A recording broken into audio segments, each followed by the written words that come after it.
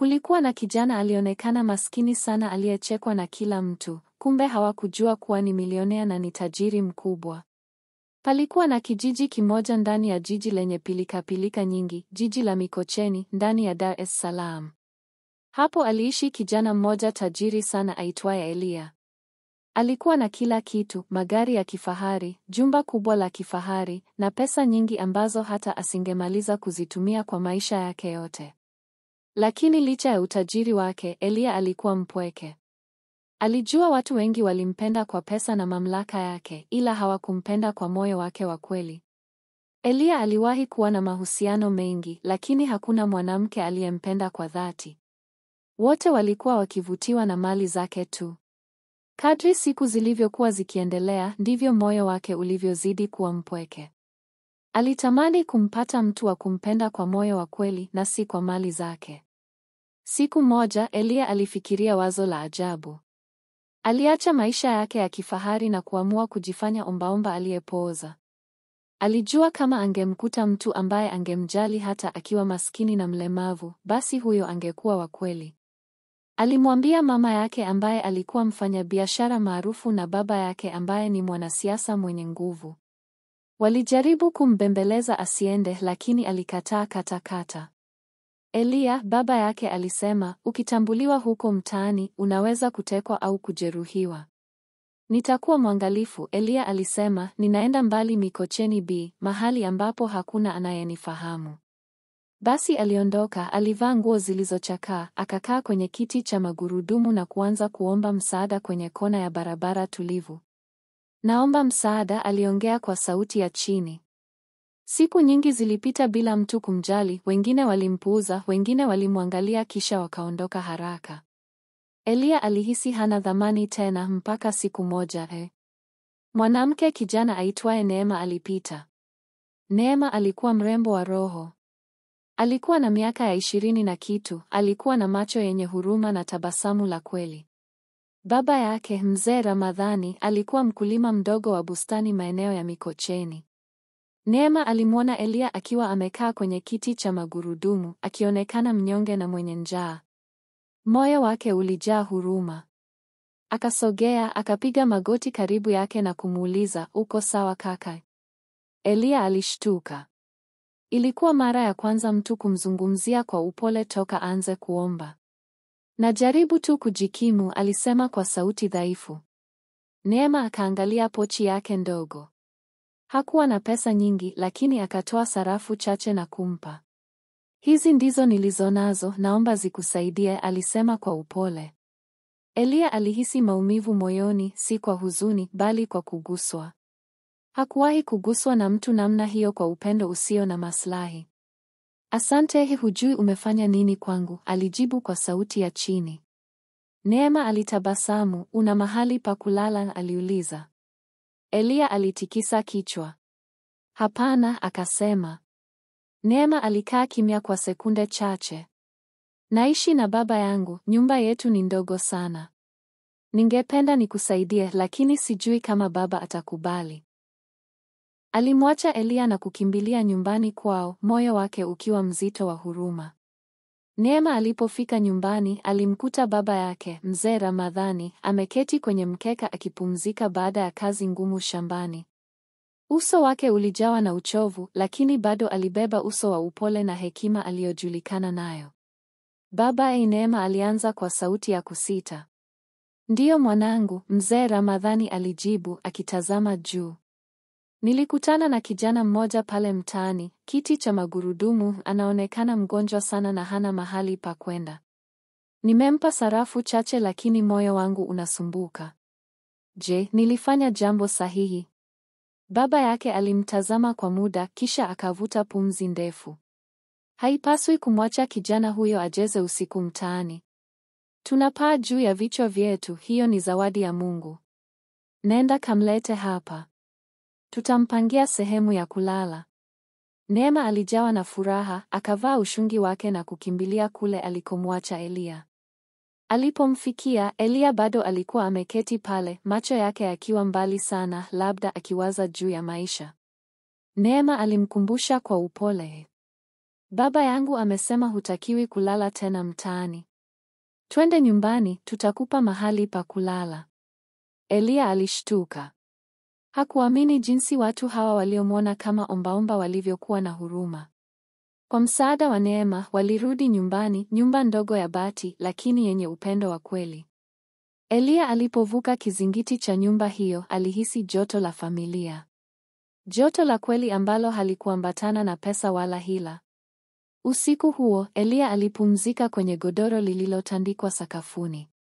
Alisikiliza milio ya usiku, nyimbo za senene na upepo wa bahari wa Mikocheni.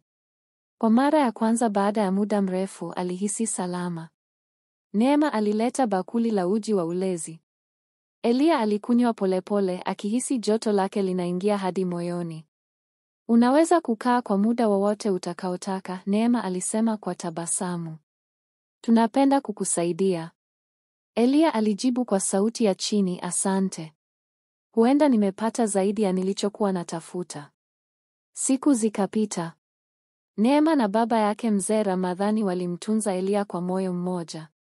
Walimsaidia kila kitu, chakula, usafi, hadi kumpandisha bustani ya kukalia jioni.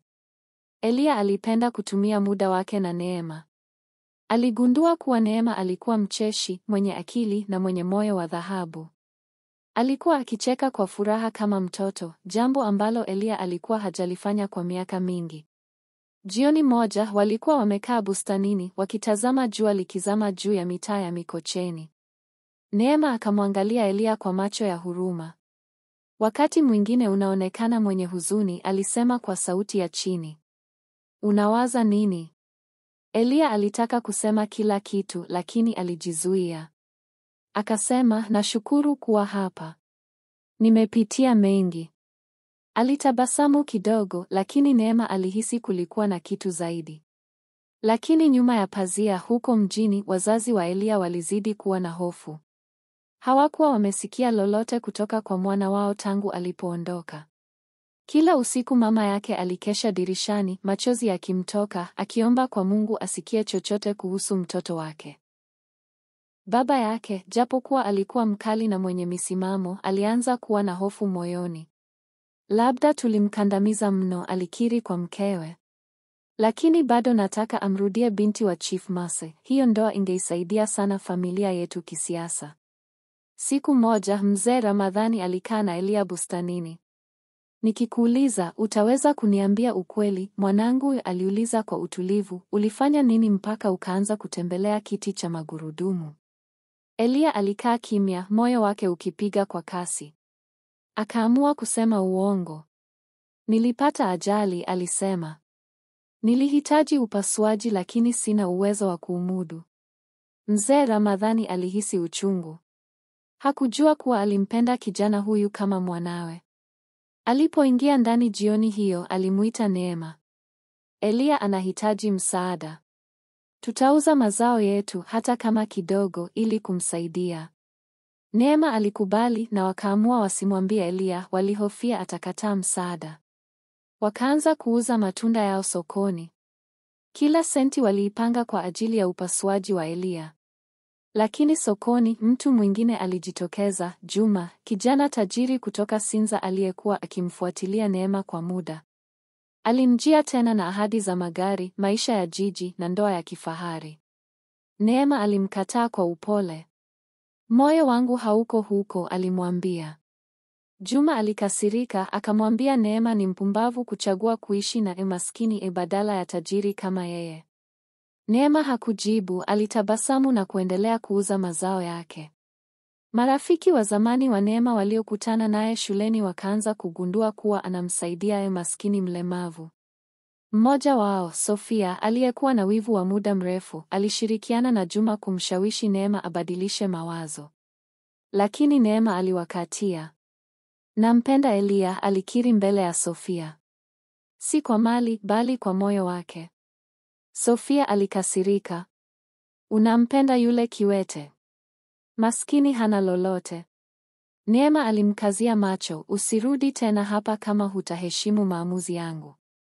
Sofia alijawa na hasira. Alimwendea Juma na kumwambia kila kitu kuhusu upendo wa Neema kwa Eliya. Juma alighadhabika. Yule ombaomba aliuliza kwa kejeli. Ndani ya Sofia, wivu ukageuka kuwa chuki. Hakuamini kuwa Neema anaweza kumpata mtu wa kumpenda wakati yeye mwenye sura, pesa na hadhi hakuweza kupata hata heshima kutoka kwa Juma. Siku moja jioni, mzee Ramadhani alirejea nyumbani na furaha. Alikuwa ameuza kipande chake cha ardhi alichorithi kwa babu yake ili apate pesa za kumlipia Elia upasuaji. Elia alisema kwa tabasamu, fedha za upasuaji wako tayari. Nimeuza shamba letu la mwisho. Utaweza kutembea tena. Elia alibaki kimya. Uso wake ulififia. Moyo wake ukazidiwa na mzigo wa hatia. Alinyamaza kwa sekunde kadhaa, kisha akasema kwa sauti ya chini, samahani. Elia, kuna nini? Mzee Ramadhani aliuliza kwa mshangao. Elia akaamua kusema ukweli wote. Mzee Ramadhani, mimi si kile unachofikiria. Mimi si maskini wala si mlemavu. Mimi ni mtoto wa wanasiasa wakubwa wa Dar es Salaam. Nilijifanya mlemavu ili kutafuta mapenzi ya kweli, si kwa pesa zangu. Kimya kilitawala. Mzee Ramadhani alimtazama kwa macho yaliyojaa mshangao na machungu. Bila kusema neno, aligeuka na kutoka nje, akaanguka magotini pembeni ya bustani, machozi yakimtoka. Alikuwa ameweka uaminifu wake wote kwa kijana aliyekuwa anasema uongo. Neema aliyekuwa akiwasikia ndani aliingia mbio. Elia, baba yangu amefanya kila kitu kwa ajili yako, aliuza ardhi yetu. Umetudanganya. Kwa nini? Elia alilia. Sikujua kama nitaanguka kwenye mikono ya familia ya namna hii. Nilikusudia mema. Neema hakusikia tena. Moyo wake uliungua. Machozi yakamiminika usoni mwake. Aliingia chumbani kwake na kujifungia. Habari za ukweli wa Elia zilisambaa haraka kijijini Mikocheni. Watu waligawanyika, wengine walimshangaa, wengine walimkemea. Wakati huo, Juma alipata habari hizo na moyo wake ukachomwa. Huyu ndiye mtu aliyemchukua Neema. Tajiri mkubwa aliyekuja kutuchora. Alimtafuta Sofia, aliyekuwa sasa mjamzito baada ya kuangukia mikononi mwa mchomeka magari feki aliyedanganya kuwa tajiri. Sofia alikuwa akiishi kwenye banda la vibanda nyuma ya gereji, akilia kila usiku. Juma alimwendea na kumwambia, sasa ni mimi na wewe.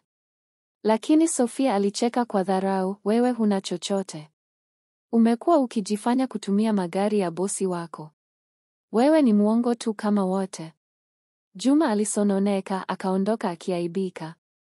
Elia alirudi nyumbani Oysterbay akiwa amechoka kiakili na kihisia. Mama yake alimkumbatia kwa machozi.